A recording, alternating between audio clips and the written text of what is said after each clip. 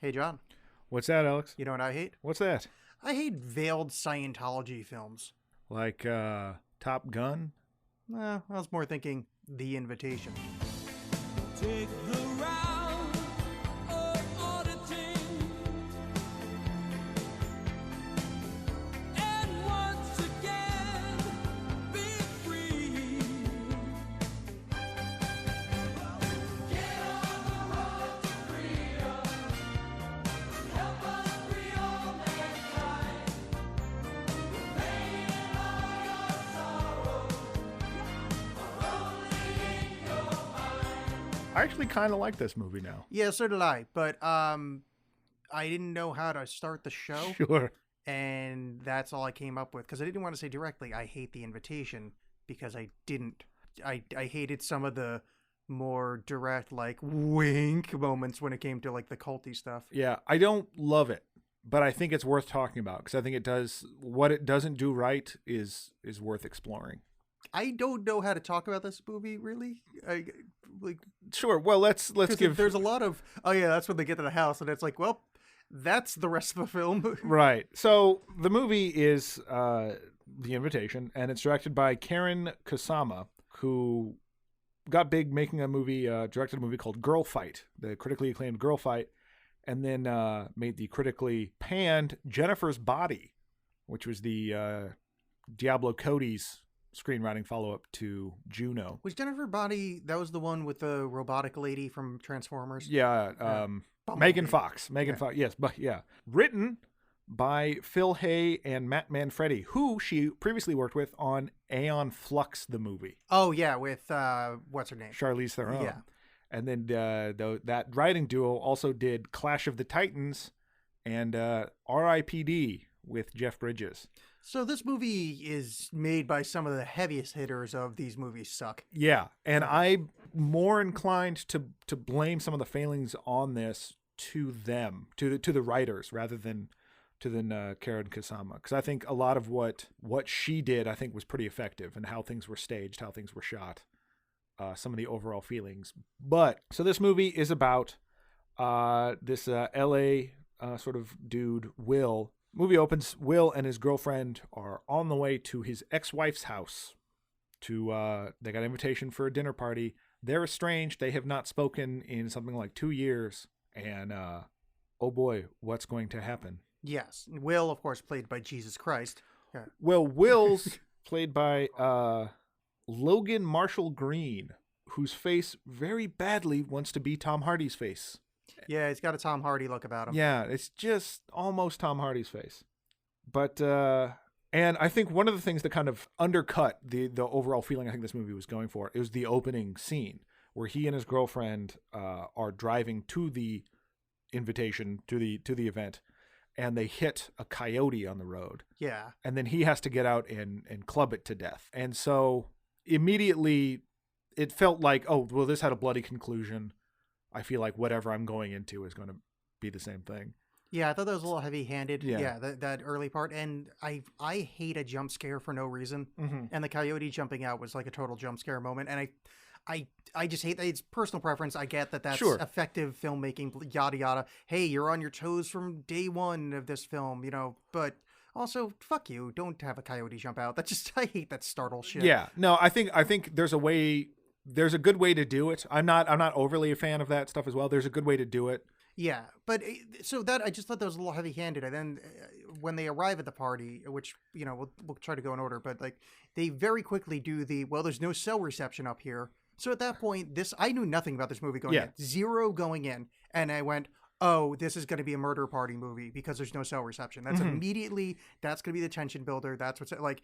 Just I don't know. That was clumsy filmmaking or clumsy writing, where it showed its cards really quickly in a movie that would have been far, because it's paced well later, but the fact that it kind of already told me what it was going to be about early, so that is he just going nuts or is this actually happening aspect of the film isn't as effective, because the first part of the movie is setting up it's just totally this movie. Well, there are several things that undercut what it's trying to do. So basically, yeah, this guy goes to visit his ex-wife and this group of friends that have not been together for 2 years for reasons you don't know. You find out during the movie.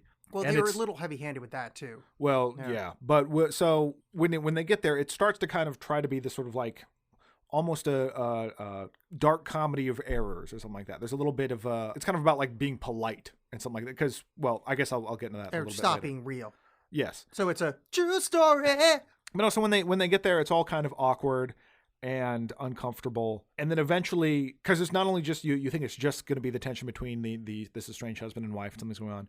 But then it kind of slowly starts to be revealed that the wife and the new husband, Dario Naharis and Eden are Right. the new kind of hippie spiritual couple that they're going to visit. Right. Eden is Will's ex-wife. is Will Smith's I wife. wrote their names down because this movie is confusing. Yeah. Oh, his name actually isn't Dario Naharis. It's David. But Right. 25 minutes into the film, I went, "Oh fuck, that's Dario Naharis," because I refused to IMDb it because his dumb face was reminding me. Yeah, it took me a second the first time I saw it. David is this like ex-music executive, like in recovery or something. There's some references to that. Spoiler alert! Even though, again, with our show, if you're getting spoiled, you're doing this wrong. Yeah. But And this is the rare movie that I would say watch it. Some of the ones like if you want to waste your time with some of this nonsense, that's fine. But this one I'd say check it out. yeah. Also, what I was about to say was dumb.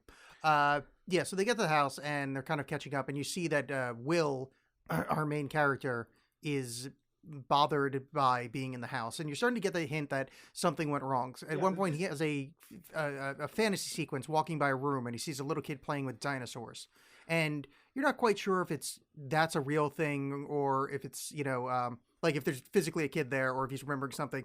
The uncomfortability with his wife kind of shortly leads you to realize, oh, they're divorced for a reason. It's likely they lost a child. Like Right. it's I mean, if you're not a dummy, this is quickly realized that that's the backing track to their this awkward relationship everybody shares, why they broke up.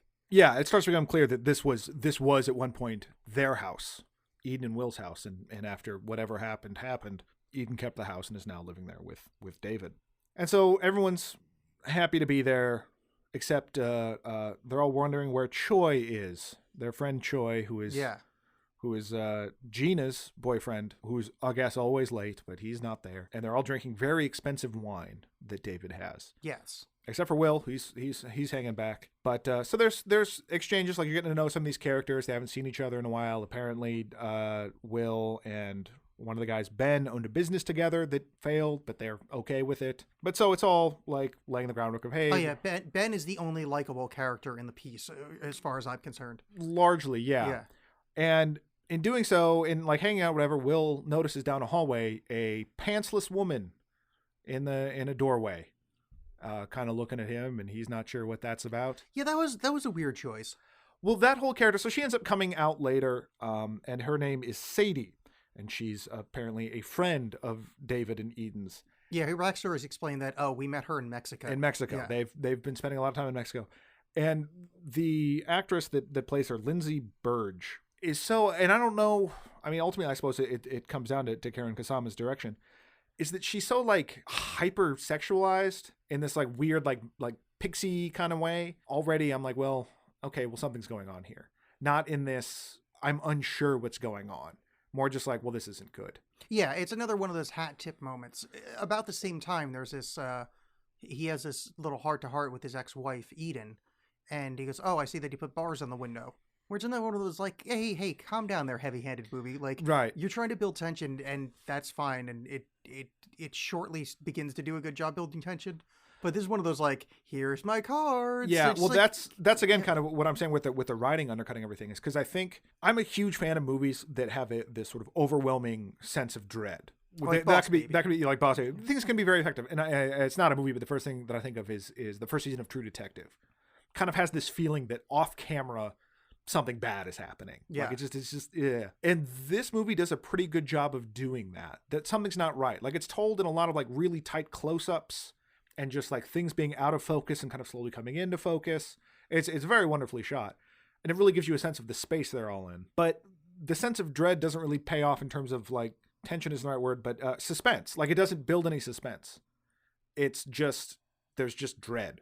So you just know something bad's going to happen. Because it takes a long time for anything to happen. Because as we talked about, there's all these sort of like hat tip moments, and then there's just constant scenes of characters of Will kind of like wandering off, then different characters going to get him and being like, hey, I know things are tough, but hey, we're still friends.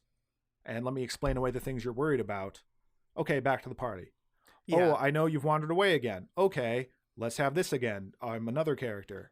And it kind of just gets stuck in that for a little bit, which goes on a little too long. Yeah, this movie. The main problem for me is getting out of the first act. I really thought it was slow. Like I had to put this off to watching it till last night, and I was like twitching my seat of like, oh my God, I really don't want to finish watching that. Like, it just, the first act was so just choppily done, and I hated it that I was like, I just want to fast forward a bit. But like, no, I got to do a fucking show on this. But so I got to sit. But there's parts where it's just like, oh my God, hurry the fuck up. Like, oh no, come sit next to me. Another one of those come sit next to me moments of just like, oh my God, and I can't deal with this. and it's not even like the uncomfortableness of the moment. Like it's not even that kind of feeling where you're this whole thing's uncomfortable and you're feeling what Will's feeling. It's more just like, is this going somewhere?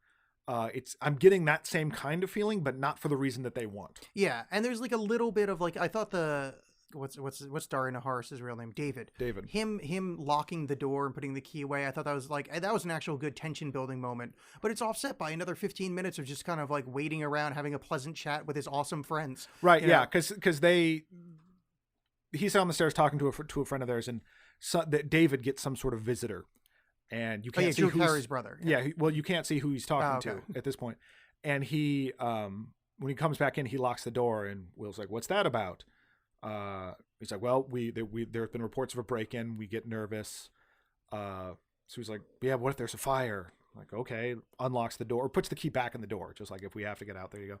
And then immediately, like the next shot, someone's outside. So. Yeah, you know what I mean? Like Will's. I think that was kind of an interesting way to sort of introduce the idea of, well, maybe Will is overreacting here because he can just go out the back.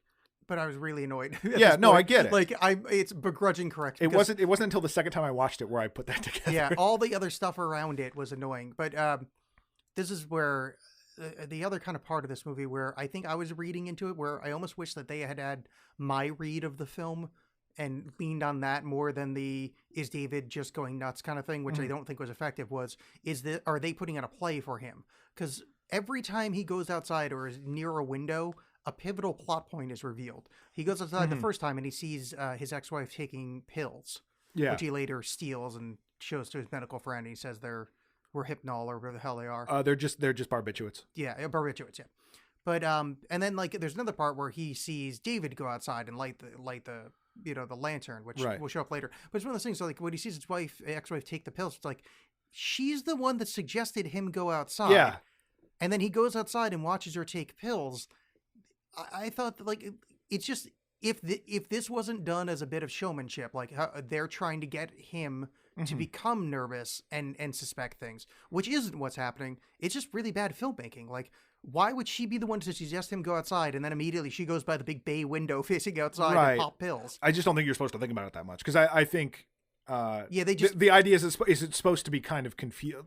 I think some of the confusion, I would argue, is probably somewhat intentional, where you're not real clear on what's, because that very same thing. You're like, well, why did she just send him outside? She's taking pills now. Did she mean for him to see this? What's going on? Because you don't really have a place to stand for a lot of this. Yeah, I just thought that didn't pay off. Like, it just seemed like awkward. Like if and that's editing wise. Like they'd edited in anything else. Just give me like a 20-second shot from another perspective in between her saying go outside and him, even just like the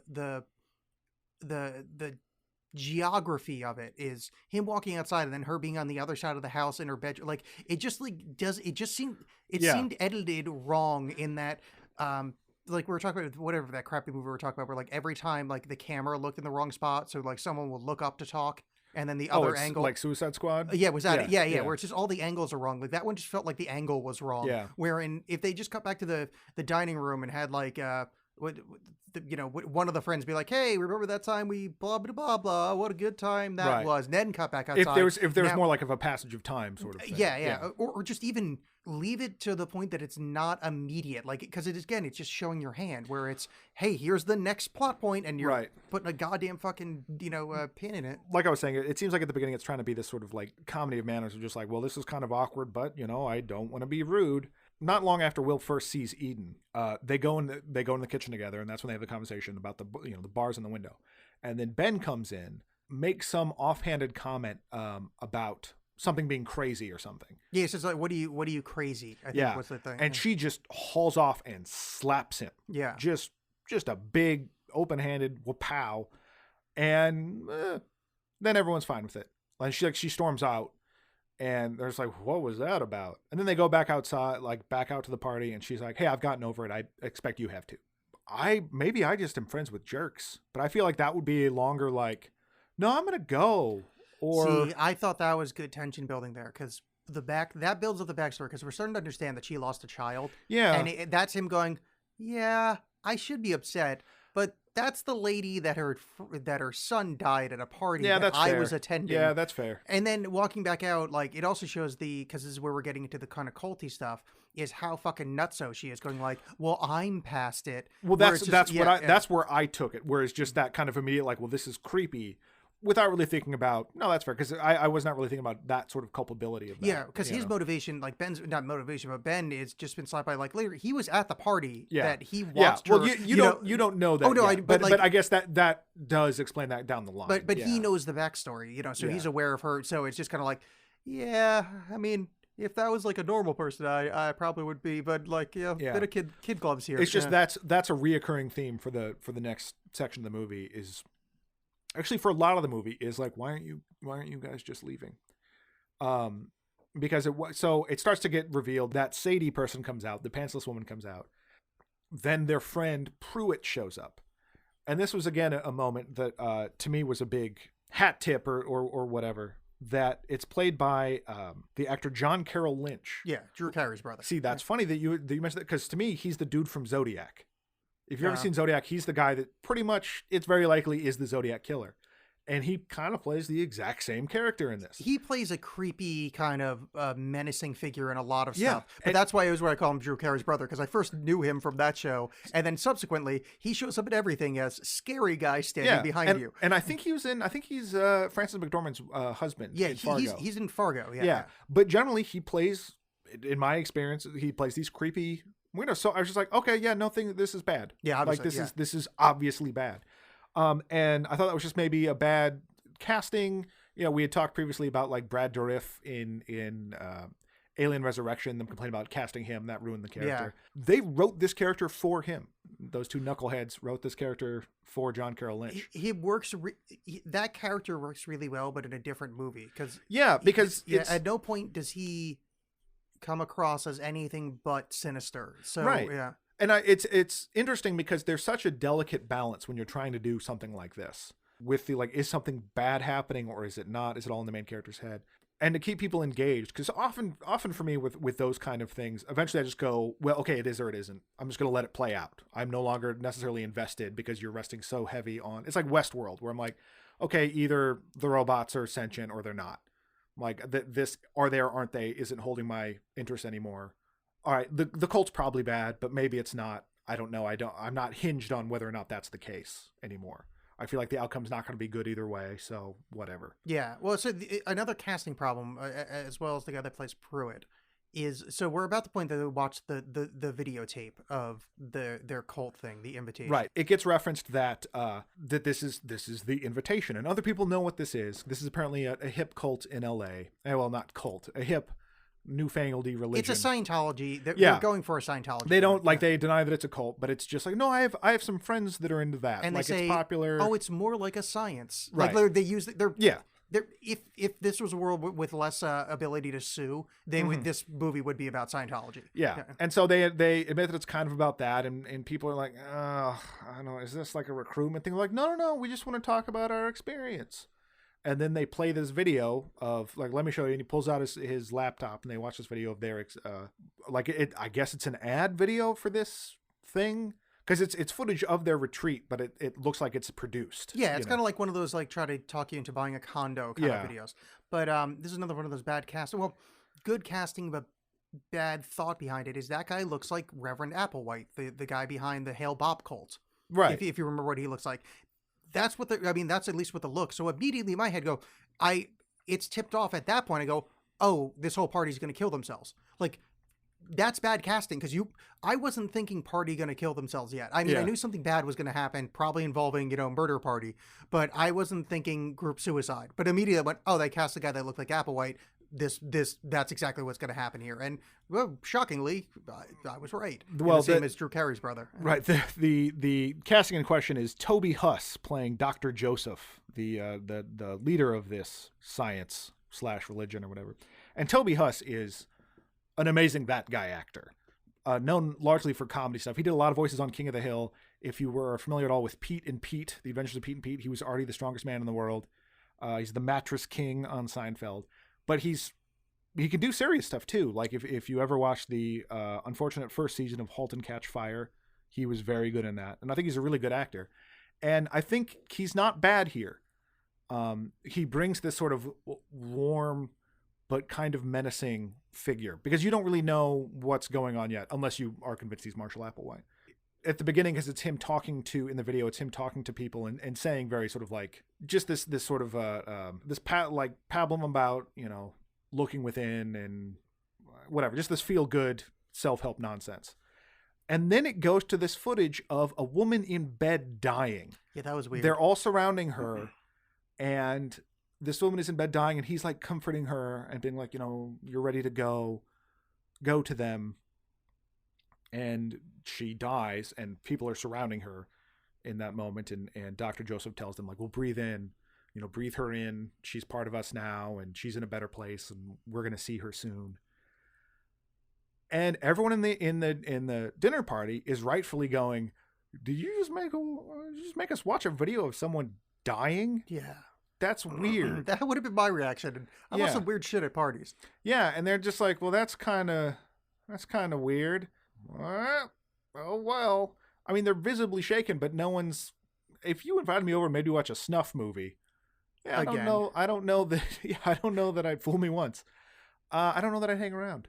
Job, what if I invited you over to make a snuff movie? Oh, that's a different story. Oh, good, because... Because we're making 8mm 3. We're not recording. Honey, come out. This did, if I may tell a personal story, this bit did remind me of several years ago. We're probably approaching 10 years ago. A friend of mine introduced me to this thing called the Skywalker Paradigm. And this was before the days where everyone was like, hey, here's a weird look at this movie. Or what if we looked at Star Wars this way? And the Skywalker Paradigm was, what if Darth Vader was the hero? Because there's no revolution in the history of the world that put a monarchy back into power. So it's this whole thing of looking at it that way, that essentially the rebellion was bad, the empire was good. What if we looked at it that way? And it was an interesting kind of concept. The guy had a website kind of outlining it. I'm like, oh, that's kind of cool. And he was giving a talk at a friend's house. And this friend was like, hey, you want to come over and listen to this guy talk? Oh, sure. So me and my friend Milo went over there. We're listening to this guy talk, and it's going on forever, first of all. And he's there with his girlfriend. And his girlfriend at one point pipes up and goes, and that's why these movies are real. Referring to Star Wars. And I was like, okay, all right. And then 5 minutes later, like, we took a bathroom break. They was like, all right, well, let's take a bathroom break. And I just left. Because I'm like, that's an insane thing to say. Yeah, I'd be nervous at that point myself. Though Yeah. I would have held on just to see where it went. Yeah. If it was like a larger group, maybe, but if it was a small enough group. And I think that's the thing with this, in a small enough dinner party group, I'd just be like, I got to get out of here. Like, you just showed me a person dying. I don't really have an appetite anymore. I'm gonna go. Here's a personal anecdote from my life. I've been at a party where a snuff film was watched, so there's where I'm coming from. Oh wow! All right. Yeah, So... that was awesome. It was more like a Faces of Death era, not faked, but that era where it's a kind of pre-viral video passed around. I think it was one of those newscasters killing themselves. Oh, like one of those kind of like things. an R. Bud Dwyer thing, or that there's that one woman that they made the movie out of. It was I don't remember. I think it was somebody on a I don't remember, but yeah. And I hung out. It was a good party. Yeah. Oh, all right. Well, yeah. Undercut my point. Yeah. But well, that was the point. Is sometimes you have to hang out at the creepy party that's trying to talk you into really evil things, because in the end, it turns out killing people not that big of a deal. Not that big of a deal. Honey, come out. Well, the what does set them off though is that to lighten the mood, Dave was like, okay, well, let's sorry I made you uncomfortable. Let's do something more positive.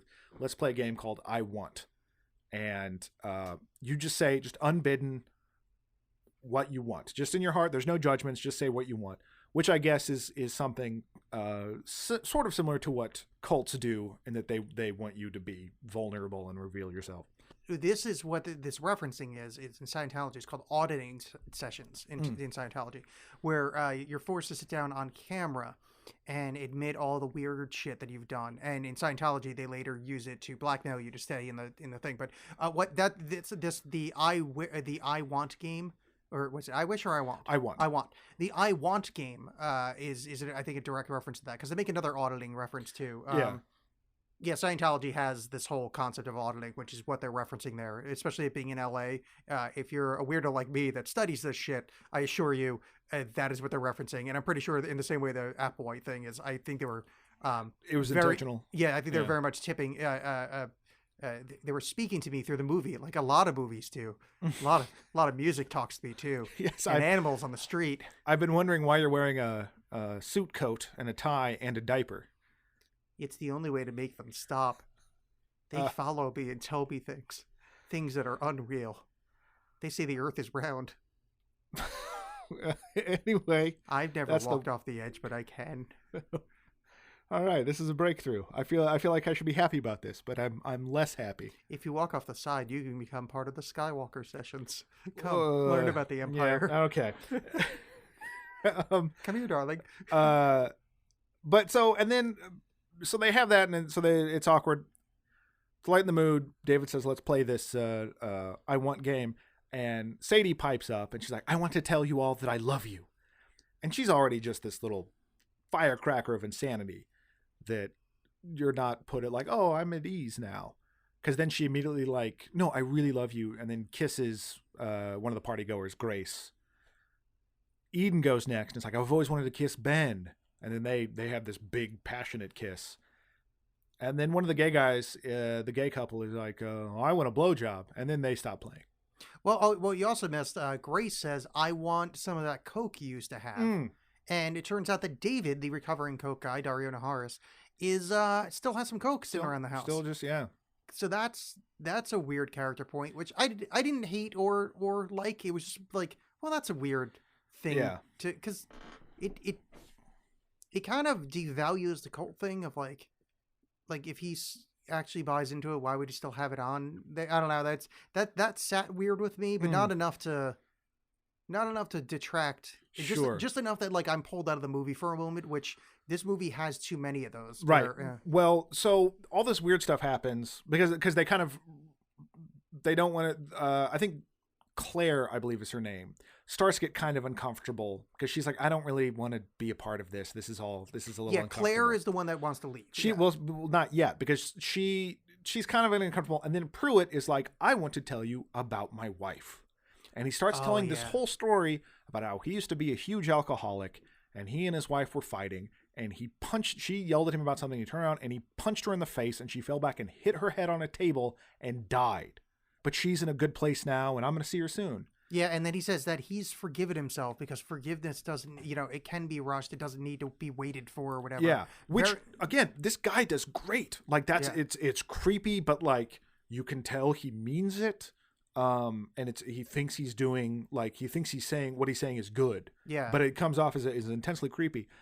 Well, that references back to earlier when Eden said, "I'm over it already," in that creepy way. It's like, you can choose to not experience pain, basically. Yeah. So we're starting to see like kind of the tenets of the cult at this point. Yeah. And then Claire is like, "Yeah, no, I'm done. I'm out. This is this isn't really my scene." Which, God bless you, Claire. Yeah. Like, because everyone else, I'm like, why is no one doing anything here? But then finally she gets up and she wants to leave. Like, no, stay. And then Will bursts into action, and it's like, no, she wants to go. Let her go. Why is this so weird? Let her go. And then they're like, "Okay, fine, she can leave." But then Pruitt, it's like, "Oh, well, you know what? I blocked in with my car. Let me back out so you can get out." And I thought this was really well done. Yeah, this was one of the sections because this is where the movie kind of turns from being kind of annoying to like, oh, well, this is the movie I like, is basically from that point on. Maybe a little bit past this, but around here, yeah. Well, so Will goes over to the door with her. He's kind of watching her out the window, and you see Pruitt back up. She leaves. And she's just about to round the corner. You see, like, she's just behind this hedge, and Pruitt is like, oh, wait, Claire, and runs over to her. And immediately he's distracted by David. Yeah. David comes over and says something to him. Well, then David, here's a key point of David distracted is David's calling into question about why he's looking out the window. It's Yeah. like you're sitting, you're insulting my hospitality. You're staring at my friend like he's stolen something, which a good choice of words, not like he murdered someone. You know, Right. it's yeah. And then Pruitt comes in later and is like, I just want to apologize for weirding her out and whatever. So it's trying to lay the seeds of, well, maybe this is more harmless than Will thinks. Yeah. No, though, is Claire dead? Well, whatever. We've kind of, I don't know why I'm worried about spoiling anything, but there was a cut scene where right before everything starts going off, that you see a shot of Claire dead in the bushes outside the house. Yeah. But they decided to get rid of that. I think for good reason, because it tipped the hand too much before shit started getting real. No, I'd be fine with it. Like after we've seen a couple people murdered, if they run around in the backyard and then see you her or see- something. yeah. But yeah, no, not before that. I was curious because there's also like a certain. I do sort of like the narrative that she's fine, and then the next day she Right. she hears about it and go like, oh my god. Well, like, that's the case that's with- Survivor's Guild weirdness. Yeah. That's the case with Ben's wife, because she couldn't come to the. There's a reference to her not being able to attend. So that happens, and Will. This is one of the first of Will's many, like, I just need to cool down. I'm freaking out. I need to go cool down. Every time this happens, his girlfriend never comes with him. Just lets him go. Yeah. And I think, because later when, like, Sadie approaches him about something, makes Rumps like, oh, your relationship's strained. And I think it was trying to maybe show that, but it never really gave you anything for that. Like, on the ride over, there was never any, I didn't feel any tension between them, other than her being weirded out that she just watched him murder a coyote. It's so as well, you've known me for a while now. I'm never gonna have a relationship or know love again. Mm-hmm. So let me ask you this: if you and Mrs. John, who I don't know, That's her name. Yeah, well, I just don't know if we name her on the show. But you and Mrs. John are at a party, and you have I don't know, an anxiety moment. So just whatever your various maladies. That just whatever, just the train wreck soup that is John Myers. Something happens. So I'm just saying, you just be the bag of shit that you Yeah, are. no, I get this. Sitting at a party, Underline it more. Just going, wow, I can't believe I got invited to a party because I'm just a Midwestern pile of garbage. All right, so you have one of your frequent moments. Go outside because you need a breath of fresh air. Would you expect Mrs. John to go outside and follow you? If I quietly did that and kind of slunk away, not necessarily. No, I mean, if maybe, you made a scene. Actually, yeah, if I made a scene, unless I made a scene like at her or something, no. But if I just was like, this is bullshit, you're all bullshit, and I stormed off, I would think a normal person would be like, well, let me go see how they're doing. Yes, You know? I'm not one, nor have I ever dated one, so I don't know what normalcy in Right. a I mean, I'm relationship- assuming, because I don't do any of those things. I just do push-ups shirtless in the middle of the room to get over my anxiety. This is one of the things I was talking about. Yeah. Yeah. And then John, we don't no like one's when- talked to me about John, that. we don't like when you take your... Well, we're talking about it now. This entire John and Alex hate stuff has been a really long-form intervention to talk about the things you do at parties. Oh, I got to go do some push-ups. I don't like this. Yeah. I have to go live in a world where I get invited to parties. But that was something that I kept noticing. Wait, I'm not done insulting. Okay. Sorry. Continue. But that is something, that's something I kept noticing, is that, like, why was she even really there?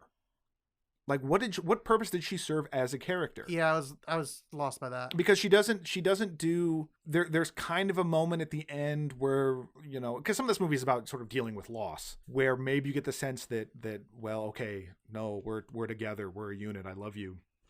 But it's not really earned in that regard. It's more just, well, hey, we survived something terrible together. I don't understand her character, really. Like, she's just there. There's no tension between them about anything. There's a little bit later at the actual dinner, but it's not really, it's not worth it, where he freaks out yet again. I think he has like 3 or 4 freakouts in this whole thing. Yeah. When it comes to her, what's Kira? It is Kira. Okay. So, and again, this may be just that I'm a lonely person that I don't have the perspective for this, but 2 years ago, your child dies. I don't know how long it takes for you to start dating again. I assume a while. It seems like this relationship between Kira and Will, not long enough established for her to be at this party. He is going to his old house, the site of his child's death, with a group of all of his friends that got estranged because of his child's death. This seems like a weird thing to bring someone in a relatively new relationship. Well, they've been together a while because Grace has met her before. When they're introduced, they're like, "I met you at so and so's thing." See, I think that's bad writing because they say they established 2 years. So Yeah. No, that- it's been 2 years since they've all gotten together, but it seems like there's been some contact. Because like Grace is also like, she has that moment where she pulls him aside and is like, "Hey, if you need to talk, I'm here for you." See, Okay, I thought it was- bye. I thought it was 2 years since the kid died. Yeah, basically. So that means I think that- it's if not So since two- the kid guys, but since they've been divorced anyway. Yeah, so I mean, but that seems like a really quick turnaround between divorce, getting together with a woman, and then being comfortable enough with her to bring her to. This is a really fucking awkward invite. Yeah. Even before like what happens. Want to meet all of my closest friends all at once in the house that my child died in with my ex-wife you've never met. This seems like a. I don't know. That seems Yeah. like a that's you say we wait to that's a date 3 thing. This is a date 3 years like or whatever. Maybe I'm overstating, but this seemed weird. Well, I mean, you don't really know too much about his background in terms of like what happened to him down the like in the interim years. It seems like he was bummed out, but I don't know if he like It's just you say interim years, it can't be plural then. right, but maybe he met her at a like dead kid support group or something. I'm literally making that up because it doesn't Yeah. tell you anything. No, you're right. I mean, I But guess maybe 'cause- I'm just not being inventive enough. In No, where the- yeah. no, you shouldn't be because I'm making it up. Yeah. And I shouldn't have to do that. So I think that's a fair point. But it leads to my point of just why is this person here at all? Just in terms of the structure of the movie and the plot of it, it doesn't do much. Like if he was a lonely weirdo, a lot of the same things would apply. I mean, other than I suppose you could argue that it anchors him in some kind of, it helps him it be like, well, maybe he's not crazy, maybe something's going on. Whereas if he was just this shady loner, it'd be a little bit easier to go, well, no, he's lost in his grief. But maybe that would be a more effective movie. I don't know. Or maybe like he's just any shoulder to cry, like any port in a storm. So that's why she's super milquetoast. Like, Well, yeah, but yeah, she offers no personality in the movie all that yeah, much. and I feel like that was a missed opportunity. Though to be fair, so again, so half this episode is going to be about how fucked up I am as a human. I was a little jealous of her of how well she did at a party full of people she doesn't know. Because boy, I'm not good at that. Yeah. And especially when the one person she knows there keeps going outside, and Right. she's just in the background. She's having conversation. People are talking to her. Like in my case, I would be sitting by myself staring at my phone, Yeah. and everybody else would somehow have powered I'd it be off. I'd be looking at your books, being like, oh, what's this, huh? Dean Koontz, eh? Let me Wow. just dive into that. Oh, wait, who struggle? Oh no. Yeah. So I don't know how to segue out of that. But so, yeah, Will stomps off and he's trying to cool off by himself. And then he has a conversation. I think that's when he has a conversation with Miguel and about like how this is all crazy and terrible. And I found these barbiturates. Yeah. And I think it's Miguel that delivers the line. It's like, hey, there was no way this night wasn't going to be weird. And being uncomfortable about seeing estranged people is a lot different than watching someone die in a cult recruitment video. Yeah. And like the fact that this is where the movie really kind of like is stuck for me is that there's a lot of just waving away of things that that isn't warranted. This is actually not cool. And they're like, what are you going to do? Some people like to give our LA. friends Yeah. cocaine. And yeah, I mean, I don't live in LA. Maybe that's my problem. Well, so to play a bit of devil's advocate in that the world that I live in my alternate thinking, occulty, conspiracy, that side of my life, I don't think I would take it that weird, and I think the people in that group wouldn't take that weird if that exact video were played at a party I was at. Because and not to like be like, oh, well, I'm so weird, like I'd be bothered by it, but it actually wouldn't raise red flags because I could see the beauty of death. Not that I could see it, but I could see their argument of like, well, death is beautiful, it's a part of everything, and blah blah, like that thing. And Right. it actually wouldn't and maybe I'd be the first one dead in a horror movie, but I don't think that would actually wouldn't put me off. Like, that actually didn't bother me that much. That seems like something that would happen at a party full of weirdos like that. Well, yeah, but see, I guess to me, it's the context of, oh, this seems like you're going to try to recruit me into your cult. I don't No, wanna- but I mean, I'm very comfortable with you're that. like, That's what I'm please saying. do. Like, yeah, like, I'm not. I'm so happy to be at this party. You may have to cut this out. So I was walking around in the neighborhood we're in here, and there's a church, the I Am Sanctuary over there. So I looked into it, and it's the Saint Germain Foundation.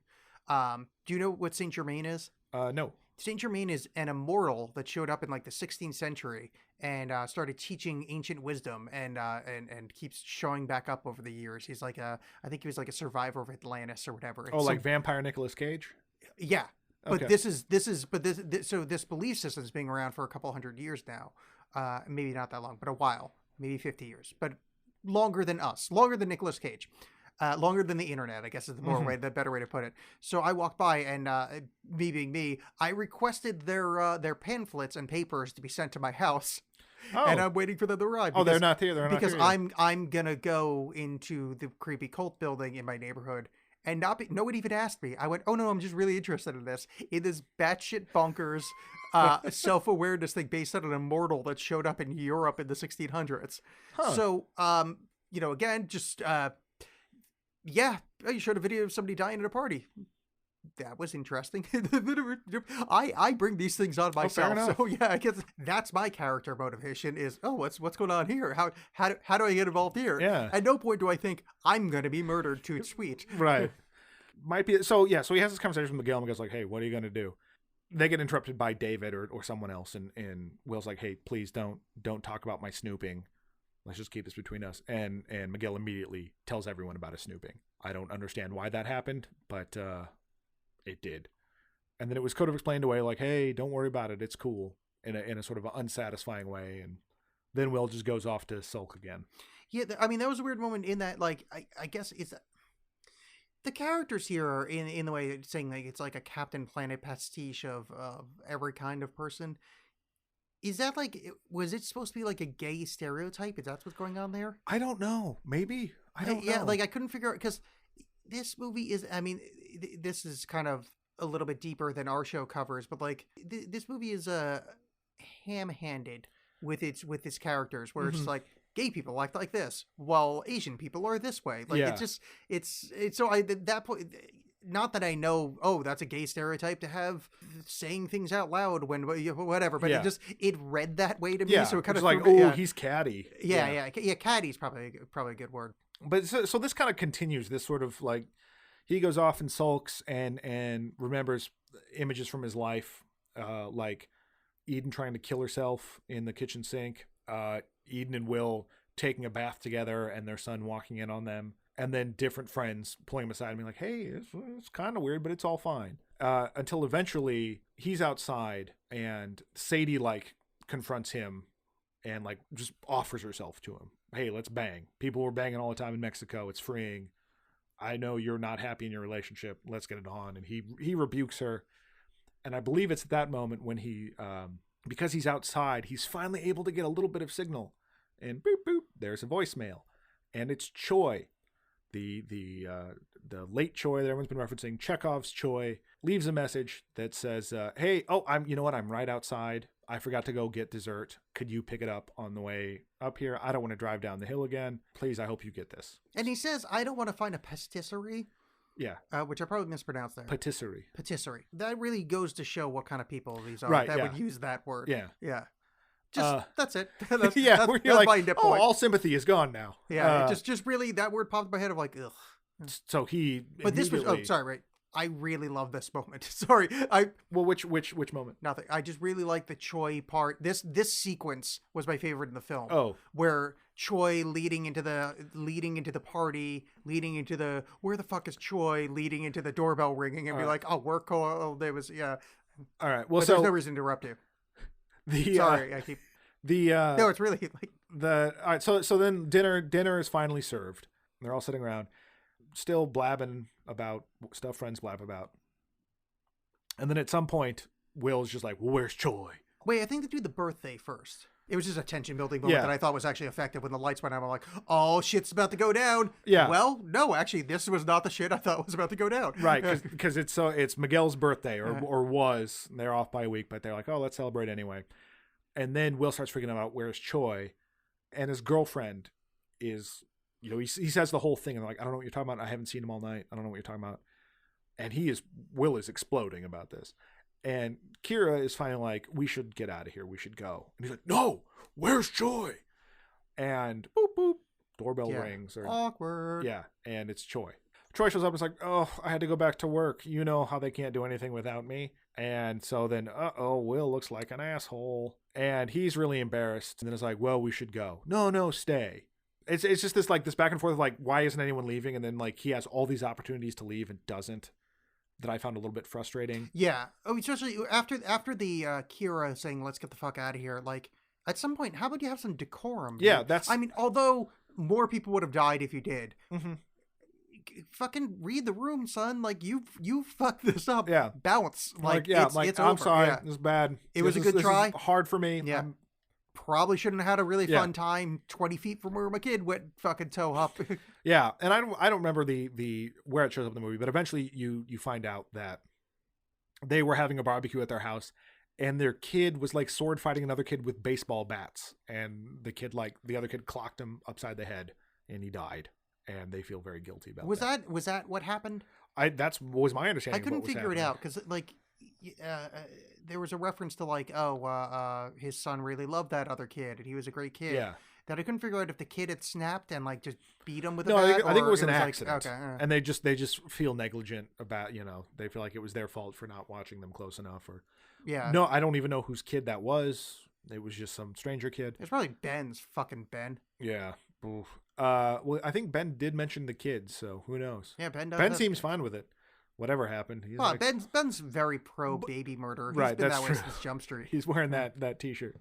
Their old business actually was murdering babies. That's actually why it went out of business because like no one was hiring. Then that happens, and then then they kind of forgive him, like, no, it's fine, just relax. Hey, This is where Will walks into his son's old room, and they have the flashback to him lying on his son's bed, right. and he finds the video with Applewhite saying, "Tonight's the night. I know this is going to be hard, but we're all going to be together on the other side." And it's in context of Will, it's confirmation that they're all going to die tonight, and then it leads to At least that, which is a thing that I kind of. So this was sort of supposed to be this kind of twist of like, well, it's a cult, but turns out it's a murder cult, and it kind of got me thinking about cults that I am familiar with, and I could be wrong about this, but obviously Hail Bop folks and the Heaven's Gate. Heaven's Gate, that's it, and the Jonestown, that was all like suicide, Yeah. like mass suicide, and I think in the case of Jonestown, there was definitely some murder involved because they shot those like visiting Congress people or something as they were Yeah. on the plane, but it was that kind of, hey, murder all your loved ones, that kind of strained credulity for me a little bit, but I don't know that well how cults work, because that seemed like someone wouldn't go like, ugh. No, that's happened before, but it's super rare. Not Okay. it does not in the way this plays out, but that has happened before. Like the whole Waco thing, a lot of people like kind of didn't run away for it, like and that. But I mean, that's a shitty example. But there's been other cults. I can't think of them off the top of my head where it was, less so killing your loved ones than like allowing them to be killed. But Right. it's not too far away from things that have happened in real life. But since like I was saying, from the him clubbing the wolf, or the coyote, I knew this was going to end. This was going to end this way. And so it's like, okay, all right, well, we have the green flag. We can start it going. And yeah, then he goes back out because they've been giving him free reign to just like explore his grief or whatever. But then Pruitt like knocks on the door. It's like, hey, are you going to come and join us? And they're enjoying an after dinner drink, and they pour it and they give a big cheers. And then Will starts knocking the glasses out of everyone's hands. And it was like, what are you doing, you giant asshole? I was like, oh, they're in a huge cult. They're going to poison you. And no one believes him. Then Sadie is like, you ruined it. And lunges at him, doing that pathetic-y, like, caricature of a girl bashing, of just, like, moving her at the elbow. Yeah, like punching. she's about to call him "you brute." Yeah. Like that style, yeah. And he, like, shoves her away, and she hits her head on a table and seems to be dead. Whoa, remember that from before? Yeah. And then people are freaking out like, oh God, like, oh no, I think she's fine, she's breathing. Like, no, I'm not talking about her, I'm talking about Grace. Turns out Grace is dead. She drank the damn wine. Yeah, she's frothing at the mouth. Turns Yeah. out he was right. They're being poisoned. Choi, I think it must be Choi. Yeah, goes over like, oh, Grace, tries to like revive her and help her, and then is shot in the back by David. And it's this like tense moment of what exactly is going on. And Pruitt comes over to David and it's like, hey, give me the gun, buddy, and then shoot someone else because I guess David wasn't shooting people good enough. Yeah. Or Pruitt just wanted in, which I actually thought was kind of a neat moment. Like, No, you already knew I what was love kind of that happening, but I sequence, thought yeah. that was pretty cool that you're like, well, wait, is not everyone on board here? And so, yeah, so then the murders begin. Sadie, does Eden actually successfully off someone, or is it mainly Pruitt and David? No, Eden doesn't kill anybody. Eden shoots herself in the stomach. Well, eventually, Yeah, yeah. yes. But so But it happens pretty quickly after the murder spree starts. well, because everyone sort of scatters, and you follow Will, and Will and Kira are trying to escape, get to the backyard, and he's trying to lead her out, and ends up in a back room where there was a door, and there's not a door there now, and Pruitt corners them there, and they have it out. They have a fisticuffs thing, and Pruitt's starting to get the upper hand, and then Kira knocks him out or starts bludgeoning him with is it a bust of something? I don't remember. It was just some kind of heavy Yeah. object. Yeah. Oh yeah. You know what? Sorry. Yeah. You're right. Because Eden shoots Will on the shoulder. That's right. I think that's the only kind of offense you Well, see that's her put in. that's when Yeah. they kill him. They're going back out. They run into Eden, and then Eden turns around and immediately shoots Will in the shoulder, and then is like, "Oh my God, what have I done?" And then shoots herself in the stomach. And then her and Will kind of have this tearful, like, "Hey, I'm crazy, but yeah." Yeah, she has I really miss him, and he's like, oh, I miss him too. That this kind of heartfelt moment, which, I mean, it's a bit insulting to people that have lost, and like, what happens and how you deal with grief. Like, it's almost legitimizing what's happening here. Yeah, it does kind of do that a bit. It's supposed to be this whole like, yeah, but she's human. It's like, yeah, not when she's part of this murder cult. Like, I understand you're sad, but this isn't one of those things. Like, this isn't one of those movies where you're like, well, the bad guy had a point. It's more like, no, you kind of lost my sympathy as soon as you started murdering other people. David is still left around. Is gonna get them. The other half of the gay couple, Tommy saves the day. Yeah, I had to bring up Wikipedia because this is where, like, oh, I don't remember anybody's Yeah. name, so I need Wikipedia in front of me to go, like, oh, that guy is dead. So yeah, so then Tommy body checks him, and they're able to dispatch David. So it's the rest of them. They've survived. Everyone else in the house. Yeah, David kind of falls on his knife. Is the kind of weird cop out of. Yeah, so no one actually has to. Although the only person that you'd think Will would actually take the advantage, but I guess Well, the killing Kira blow. was the only one that's. Kira, so I guess maybe that was like, ooh, what a twist. You Well, thought it this is gonna what be I was Will. going to throw out at the end. Is black person in a horror movie survives, and only one of the heroes, in quotes, that killed anybody. Right. Well, Which, yeah. I mean, I don't know if that's what they're going for, but it seems like they're kind of. Well, that's a trope. Well, watch what we do with Which it. seems, Wink. yeah. I mean, I think you could very much be right, but it just sort of seems like, oh yeah, and this. But then they go outside, and earlier, as you had mentioned, Will had watched David light a lantern. Yeah, red lantern. A red lantern, and they go outside, and they think they're safe, and then they start hearing all these sirens and stuff happening, and they're hearing other Yeah, screams. and helicopters going over. And they which look- there was a helicopter earlier, which I went, oh, that was probably an earlier party. Yeah. Well, and the people that stopped by earlier that you couldn't see David talk to said that they were looking for a party, and they were only on foot. yeah. And then that seems weird. And then you turns out that like behind their shoulder shot of all these other houses with red lanterns, so that this has been going on because it's been popular in LA. All these other Yeah. invitation parties are happening. Well, that was that Tonight's the Night thing Yeah. with the Applewhite video. they Which I watched, thought yeah. was kind of cool. It's this sort of horrifying thing of not like, oh no, we're not safe. It's that all these people have died. Yeah. Like at the end of this, in theory, when this night is over, there's no more of this cult. But oh God, that's awful. That it's not just happening here, that there's a whole bunch of adherents to this and a bunch of people. This might have been playing out all these other places. Yeah. Yeah. The And- next morning, there's just dozens upon dozens of dead bodies. Yeah. With no resolution. And I liked that. I thought that was an effective last kind of scare on the whole thing. Yeah. No, I that was maybe my favorite moment of the film. Yeah. Mostly because it's the only one I didn't kind of, at least in some way, see coming. Mhm. Where it's like, oh shit, yeah, that was maybe we're going to see The Invitation 2, The Purge. Right. Yeah. Well, and I think ultimately the movie could have used more of that, because there's a lot of yep, okay, now this, all right, yeah. It just, you could kind of feel the motions it was going through, because it spent so long in that middle section of just like, Will's upset. I don't know, maybe he's being weird, and no, it's clearly a cult, but maybe Will's being weird. And it's not very, I never guessed that maybe it was in Will's head. It was always like, no, this is bad. This came out around the time there was a bunch of sort of locked door movies. Room, Green Room, 10 Cloverfield Lane. But this one in some ways put me in mind of Panic Room, only in the sense of the kind of like, I thought this in better than some of those other cases, really did a good job of sort of exploring the space around you, but also making you feel really claustrophobic. Yeah. There's another movie that, without spoiling too much about my opinion about that, You're Next, that tried to do the same thing, but much less effectively, to the point that, like, because you want to have this claustrophobic feeling, but you want to have a sense of geography of the rest of the place.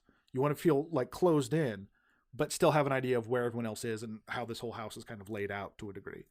And I thought this did that very well. That it really only took place in a couple of rooms, other than when Will would kind of go wander off on his own. Yeah. Oh, hi, Will.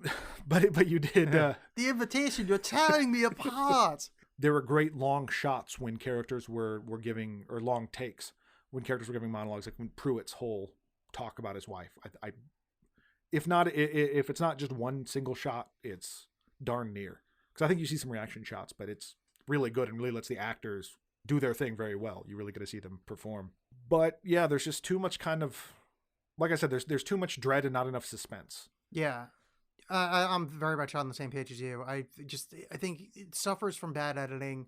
I mean, the writing, not crisp, but like it's some of the editing stuff where that first act dragged at parts where it was, by the time I recovered, like, cause the third act I really liked. Yeah. But I was kind of done with the movie by then, even though I really enjoyed the third act. I actually liked the movie, but it was just it was so ruined by that the setup piece.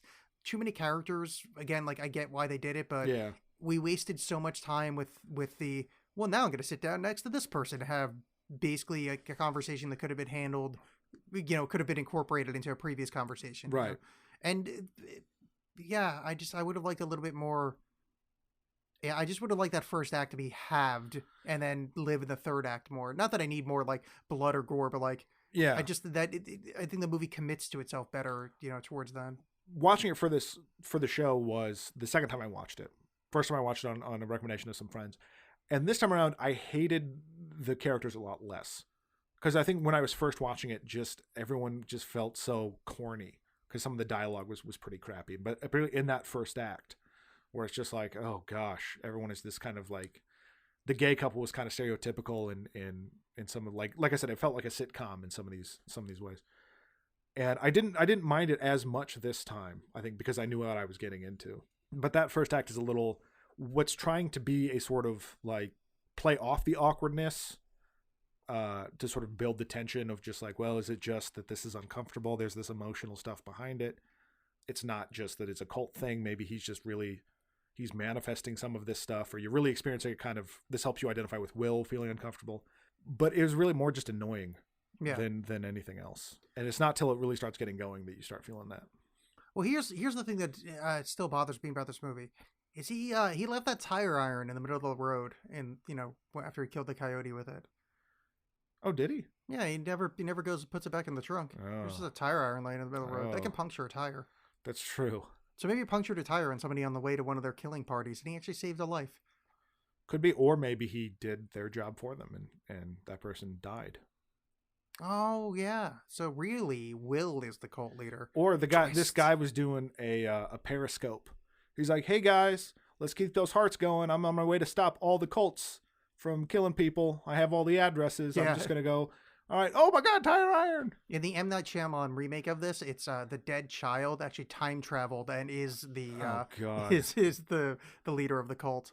Yay, time travel. Yeah, so I mean I kind of recommend this. Yeah, I like it. I It's said, not a lot, but I'm kind of glad I watched it. I wanted to do this for the pod just because I wanted to talk about it because I think it's ultimately, I think it's worth watching, but I think it fails in several ways, and I think those ways are worth exploring of what didn't work. It's not just like, well, that's dumb.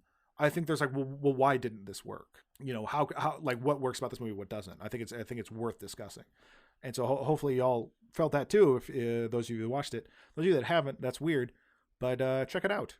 You know, John, I think for our next outing, the next movie we should watch, I think we need to watch something that is.